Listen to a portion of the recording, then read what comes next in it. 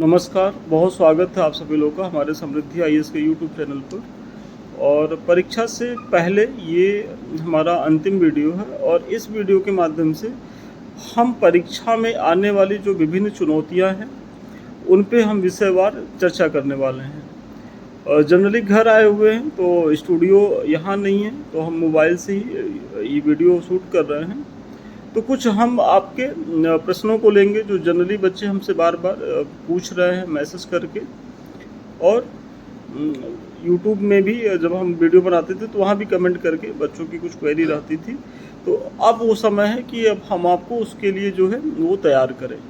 तो सबसे पहले आप लोग का जो परीक्षा होगा वो 2 पेपर है, आपको पता ही है। फर्स्ट पेपर में हिंदी और निबंध है, और जिसकी टाइमिंग है 30 अगस्त को सुबह 9:30 से 11:30, मतलब 2 घंटे का समय मिलेगा। इसमें आपको हिंदी और निबंध करने हैं। कोशिश करिएगा कि 1 घंटे में आपकी हिंदी बढ़िया से हो जाए, और 1 घंटे में हो जाएगी हिंदी। जो समय लगना है आपका पठित गद्यांश को लेकर के लगना है, और उसमें समय वाकई में देने की ज़रूरत होती है। बाकी जो चीज़ें व्याकरण वाली हैं वहाँ तो यदि चीज़ें आएंगी तो आसानी से बन जाएंगी, नहीं आएंगी तो फिर वो आप गलत करेंगे। निबंध में बहुत सावधानी बरतने की ज़रूरत है। निबंध को लेकर के बहुत सारे बच्चे बहुत तरीके का प्रश्न करते हैं। तो देखिए, इसके लिए 1 घंटा निर्धारित है, और 1 घंटे के निबंध में सबसे पहले तो आपको अपने निबंध के टॉपिक का चुनाव करना है कि कौन सा निबंध हमारा किस टॉपिक पे हम सबसे बढ़िया स्थिति में हैं। और मैंने निबंध की क्लास में इसको बताया था। कारण यह है कि 1000 शब्दों में निबंध लिखना है। ऐसे में होता क्या है कि आप लोग के पास कंटेंट नहीं रहता, फिर बिखरने के चांस होते हैं। और निबंध में यदि आपने रिपीट किया चीज़ों को तो फिर तो आप कहीं से भी अच्छा नहीं लिख रहे हैं, और आपका नुकसान होना निबंध में तय है। तो आप रिपीट नहीं करेंगे, आप टू द पॉइंट लिखते हुए चले जाएंगे, और बढ़िया आंसर लिखेंगे निबंध में बढ़िया तरीके से। वो तभी पॉसिबल है जब आपका कंटेंट बहुत तैयार हो। तो इसीलिए आपको जो 6 टॉपिक है उनमें से किसी एक पे निबंध लिखना है, और कोशिश करिएगा उसी टॉपिक पे निबंध लिखने के लिए जिस पे आप सबसे बेहतर स्थिति में हो, जिस पे आपके पास सबसे ज़्यादा मटेरियल हो। और ठहर करके 4-5 मिनट जा रहा है जाने दीजिए, सोच करके, और फिर उसका माइंड मैप बना लीजिए, या फिर पीछे रफ पे फॉरवर्ड बना दीजिए कि हम ये चीज़ें दिखाएंगे, ऐसे जाएंगे, भूमिका में ये चीज़ें लिखेंगे, जो बीच का पार्ट है उसमें क्या लिखेंगे, कंक्लूजन में क्या देंगे, मतलब जिसे उपसंहार कहते हैं। दूसरी चीज़, निबंध को लेकर के आप लोग के जेहन में रहता है कि सर हेडिंग डालना है, क्या है, कैसे। तो नहीं डालना है। कई बार मैंने कहा कि वहाँ कोई हेडिंग नहीं डालनी होती है, केवल छोटे छोटे पैराग्राफ में चीज़ों को लिखना होता है। हाँ, अगर आपको लग रहा है कि कोई बहुत ज़रूरी चीज़ आप लिख रहे हैं तो उसे अंडरलाइन कर दें। कोई कोटेशन लिख रहे हैं उसे ब्लैक पेन से लिख दें। और चूँकि मुख्य परीक्षा में आप प्रेजेंट नहीं होते, आपकी कॉपी प्रेजेंट होती है, तो ऐसे में कॉपी पे बहुत ज़्यादा कटपिट नहीं होना चाहिए, साफ़ सुथरा लिखा होना चाहिए, और जो है वो टू द पॉइंट, मतलब जो प्रश्न की डिमांड है, चाहे वो आपका ऑप्शनल हो चाहे निबंध हो, वही लिखे। अनावश्यक लेखन से यदि आपको ये लग रहा हो कि आप नंबर पा जाएंगे तो नहीं है, बल्कि आप अपना नुकसान अलग से उठा लेंगे। ठीक है, तो चलिए हम एक एक करके देखते हैं। तो सबसे पहला जो है कि भाई 20 क्वेश्चन करने होते हैं, और 3 घंटे का प्रश्न है। ऑप्शनल पे हम चर्चा कर रहे हैं। तो ऑप्शनल को लेकर के देखिए, जो रणनीति होती है, जो 5 प्रश्न मिलेंगे वो लॉन्ग होंगे, उन्हें 25 अंक के होंगे, 250 शब्दों में आपको लिखना होगा। तो उनके लिए जो आप समय देंगे, भाई अगर आपके पास 3 घंटा है तो 180 मिनट आपके पास टोटल है। तो 180 मिनट में आपको कैसे कैसे करना है, तो सबसे पहले आप लॉन्ग क्वेश्चन को उठाएं, और उसे जो है, जो 5 क्वेश्चन लॉन्ग, चूँकि सभी अनिवार्य होते हैं, इसमें कोई वैकल्पिक तो होता नहीं है कि ये छोड़ना वो छोड़ना है, सभी प्रश्न करने हैं। तो जो आपके लॉन्ग प्रश्न है 5, तो उसे आप जो है एक प्रश्न को करिए कितने में, 15 मिनट में। 15 मिनट में आप करेंगे तो आपका 75 मिनट खर्चा हुआ। फिर जो दूसरा जो है, जो आपका 15 अंक का प्रश्न है, उसे आप लोग करेंगे कितने मिनट में, तो उसे आप लोग करेंगे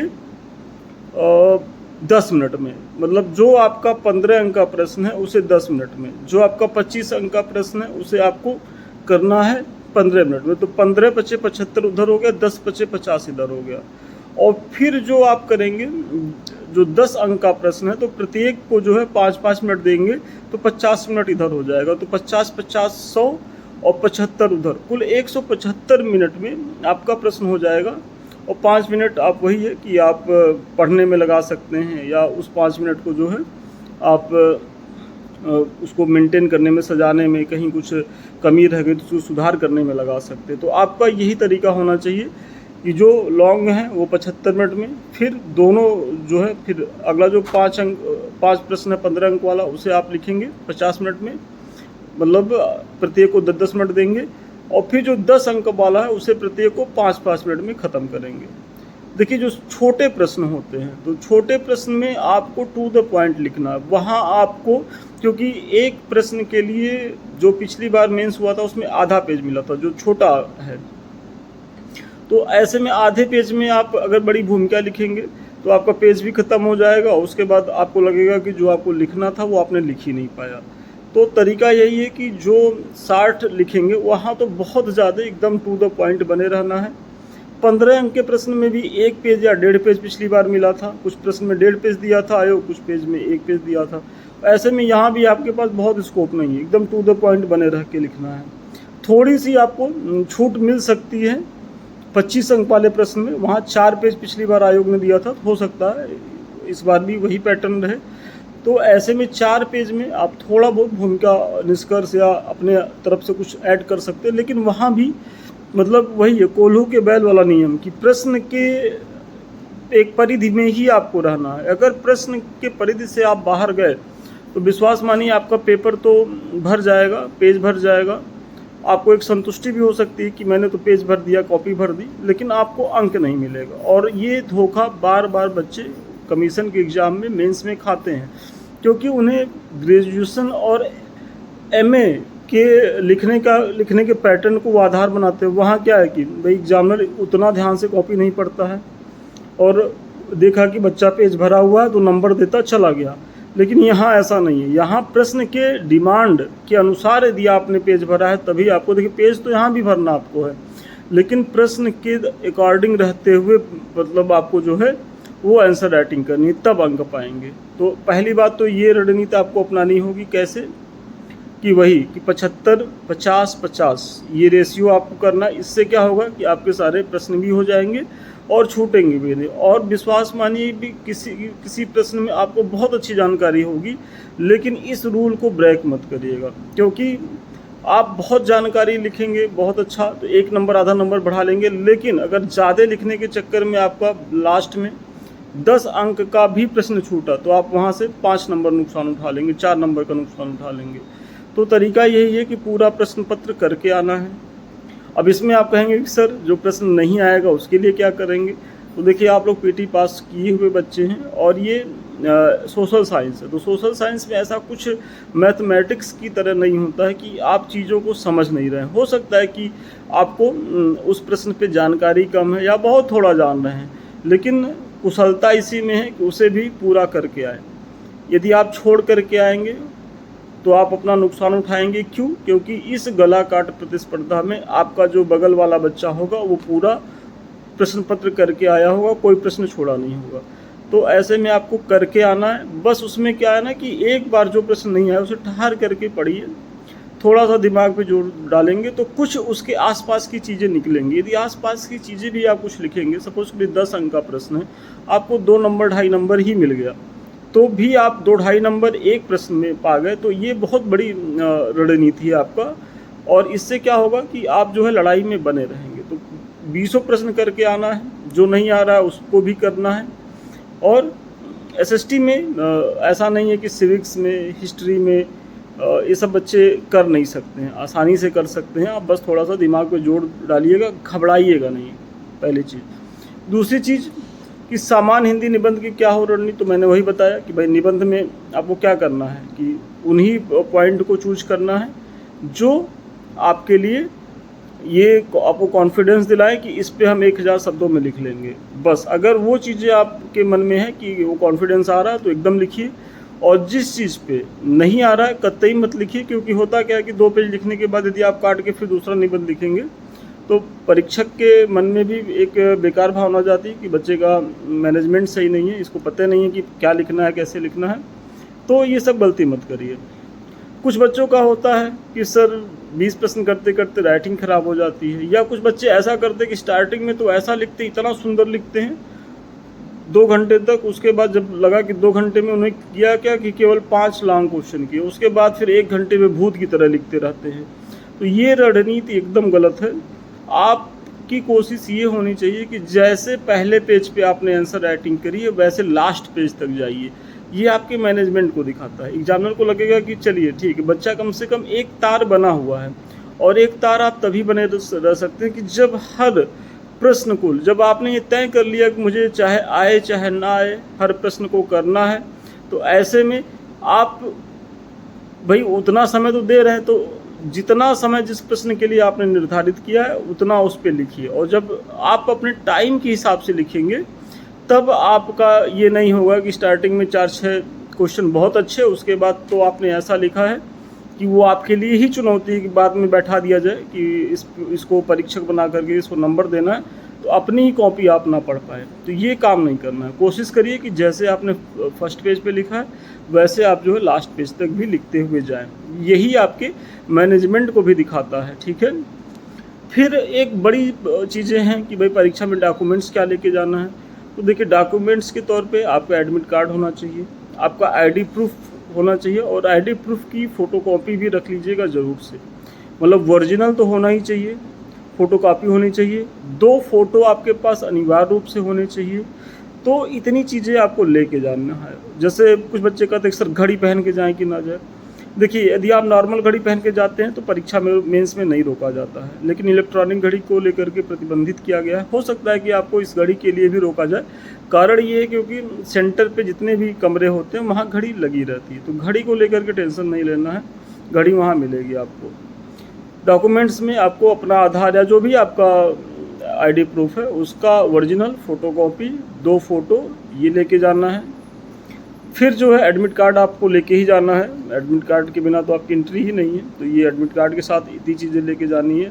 पानी का बोतल ले जा सकते हैं, उसका रैपर ऊपर से निकाल दीजिएगा, ट्रांसपेरेंट बोतल है। पानी का बोतल ज़रूर लेके जाइएगा।